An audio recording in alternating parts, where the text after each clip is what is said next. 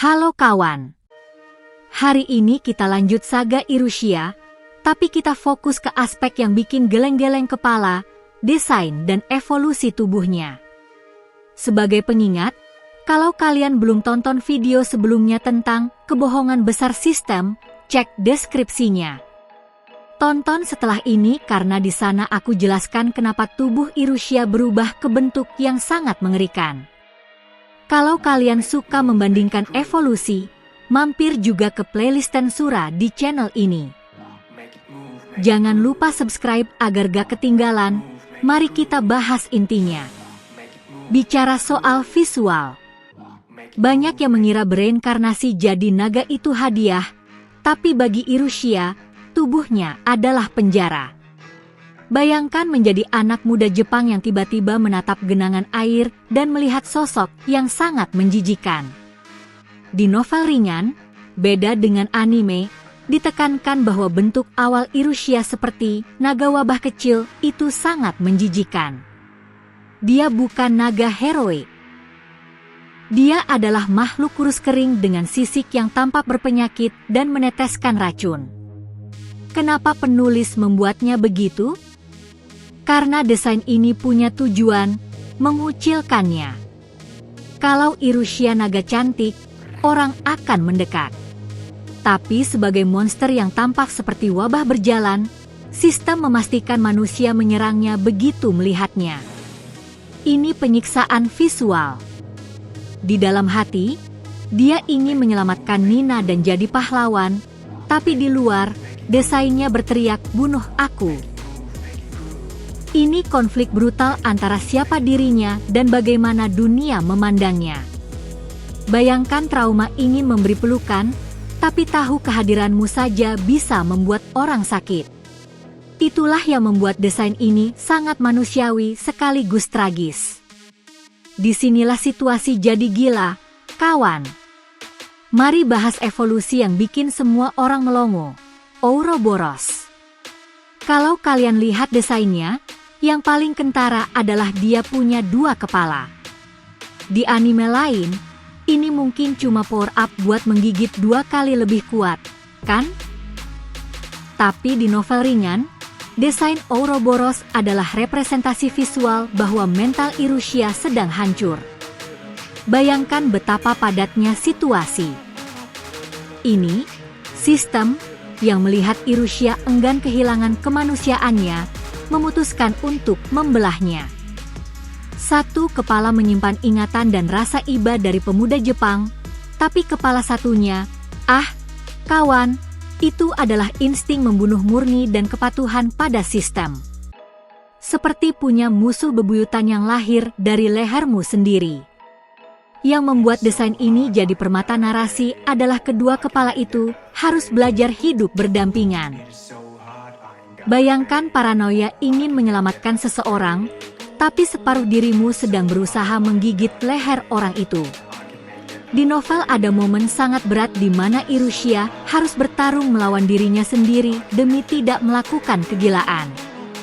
Desain kepalanya biasanya berbeda, satu dengan tatapan tenang, satunya lagi dengan mata merah darah, mencerminkan sifat naga bencana. Disinilah realisme dunia ini menghantammu. Punya dua kepala bukan cuma keuntungan dalam pertempuran, itu siksaan konstan. Mana terbagi, pikiran bercampur, dan suara Tuhan menggunakan kepala kedua sebagai megafon untuk mengingatkan Irussia bahwa dia bukan manusia lagi. Keunggulan desain Ouroboros adalah namanya. Ouroboros adalah ular yang menggigit ekornya sendiri, simbol siklus abadi. Itulah yang diinginkan sistem, agar Irussia terjebak dalam siklus abadi bertarung, naik level, dan berevolusi, tanpa pernah merasa bahagia. Desainnya memang indah dan tampak megah di layar, tapi itu adalah penjara berkepala dua. Bahkan cara bergeraknya sangat eratik. Itu bukan naga yang terkoordinasi, itu perjuangan konstan memperebutkan kendali tubuh. Bagi yang belum baca novelnya, bayangkan betapa sulitnya mengoordinasikan serangan saat separuh dirimu ingin melakukan hal yang berbeda total. Itu mekanik desain yang menunjukkan tanpa kata-kata bahwa protagonis kita kalah dalam perang internal. Apa yang bakal kalian lakukan jika punya kepala kedua yang cuma ingin membakar dunia? Mencoba berteman atau mengabaikannya? Tulis di komentar, karena hubungan antara dua kepala itu adalah bagian terbaik dari cerita ini. Sekarang ke poin yang kalian tunggu, bentuk manusia. Banyak yang mengira saat dia bisa berubah jadi manusia, semua masalah selesai. Tapi di dunia ini, tidak ada yang mudah, dan desain transformasi ini adalah bukti paling jelas. Bagi yang belum sampai bagian ini di novel, ini bukan seperti isekai lain di mana sang prota jadi bishonen sempurna. Di sini skillnya bernama transformasi manusia, tidak sempurna, dan desainnya sangat mengganggu. Bayangkan cowok yang terlihat manusia dari jauh, tapi saat mendekat, kalian sadar ada sesuatu yang sangat salah. Desain Irusia dalam bentuk manusia masih menyimpan jejak sifat buasnya. Matanya bukan mata manusia, melainkan pupil naga yang bersinar dalam gelap. Kukunya terlalu panjang dan tajam seperti cakar, dan dalam beberapa versi desain, dia bahkan masih menyimpan sisik di lengan atau lehernya. Kenapa penulis membuatnya begitu? Brilian, kawan. Secara visual, desain ini memberitahu bahwa Irusia bukan lagi bagian dari dunia manusia. Dia adalah monster yang berusaha memakai kostum yang tidak pas. Di novel, bentuk ini sangat tidak stabil. Dia tidak bisa mempertahankannya lama-lama karena mana naga miliknya terlalu berat untuk tubuh daging dan darah.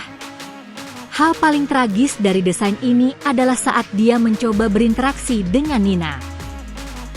Dia pikir dengan wujud manusia, akhirnya dia bisa berada di dekat Nina tanpa membuatnya takut. Tapi kenyataannya orang-orang tetap merasakan aura kematian di sekitarnya. Ini desain yang merepresentasikan frustrasi. Dari luar terlihat seperti anak laki-laki biasa, tapi di dalam dia tetap punya kekuatan naga bencana. Ini seperti mencoba memasukkan mesin truk ke dalam mobil mainan. Cepat atau lambat, kerangkanya akan hancur.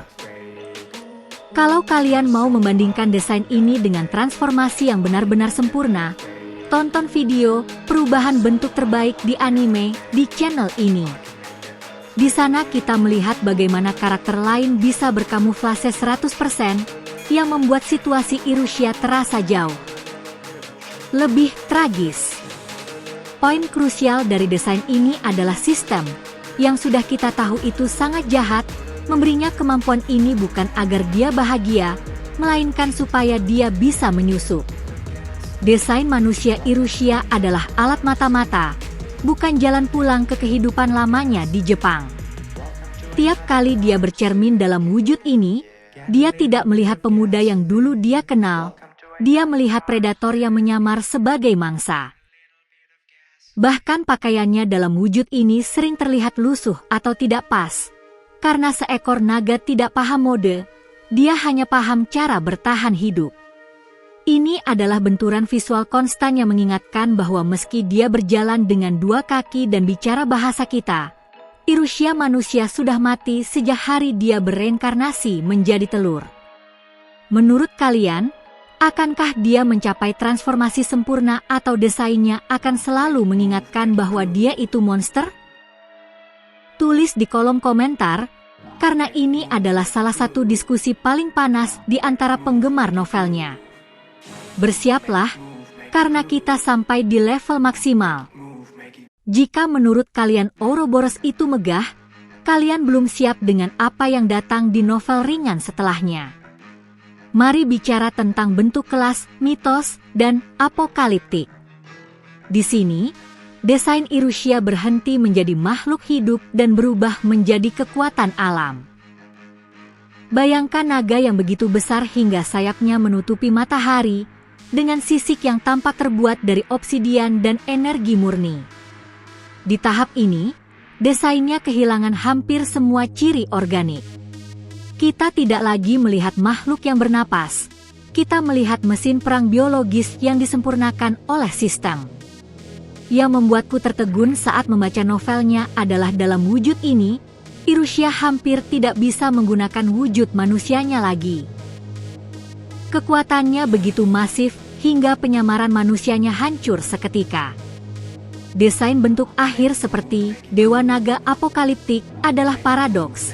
Ini hal paling indah dan megah yang pernah kalian lihat, tapi inilah yang menandai akhir koneksinya dengan dunia manusia. Ini adalah desain yang kesepian. Tidak ada yang bisa berada di dekatnya tanpa mati hanya karena tekanan auranya. Kalau kita bandingkan ini dengan bos terakhir lain yang sudah kita analisis di channel ini, cek video perbandingan level kekuatan. Irusha adalah salah satu dari sedikit yang benar-benar menderita karena menjadi kuat. Desain akhirnya adalah milik dewa yang tidak bisa memeluk siapapun. Inilah harga yang selalu diinginkan oleh administrator, yang sudah kita bedah di video pertama, cek playlistnya. Sistem mendesainnya untuk menjadi senjata sempurna, dan senjata sempurna tidak punya teman, hanya target. Sebagai penutup analisis ini, ingatlah, desain Irusha di Dragon no Tamago adalah salah satu narasi visual terbaik yang pernah kulihat. Ini bukan sekadar agar terlihat keren untuk jualan merchandise. Ini adalah peta dari kejatuhannya dan perjuangannya. Dari telur yang tak berdaya, melewati wabah yang menjijikkan dan Ouroboros yang terbelah, hingga menjadi dewa yang kesepian. Tiap sisik menceritakan kisah kehilangan. Tapi ingat, kawan, cerita belum berakhir. Kita sudah analisis sistem di video lalu dan hari ini kita analisis desainnya. Tapi bagaimana dengan orang-orang di sekitarnya? Bagaimana gadis biasa seperti Nina bisa bertahan berada di samping monster yang dibenci seluruh dunia? Itu yang akan kita lihat di video berikutnya dalam seri ini, di mana kita akan menganalisis para rekan dan beban kesetiaan. Jika kalian suka bedah desain ini, jangan lupa hantam tombol like. Dukungan kalianlah yang membuatku bisa terus membaca novel-novel berat ini untuk menyajikan informasinya langsung ke hadapan kalian. Kalau kalian baru di sini, subscribe dan nyalakan loncengnya agar tidak ketinggalan penutup saga video ini. Beritahu aku di kolom komentar. Dari semua bentuk yang kita bahas hari ini, mana favorit kalian?